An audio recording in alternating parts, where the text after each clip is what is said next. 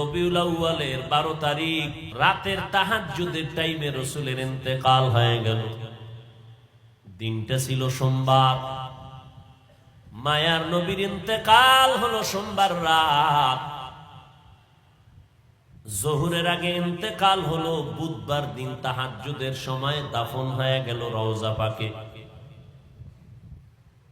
মায়ার নবী এত অসুস্থ হইয়াও নামাজের জামাতে হাজির হয়ে গেছেন, নামাজ বাদ দেন নাই। মদিনার নবী বলেন, উম্মতের দল, মুমিন আর বেঈমানের মধ্যে ব্যবধান হলো নামাজ। বেঈমানেরা নামাজ পড়ে না, মুমিনেরা নামাজ ছাড়ে না।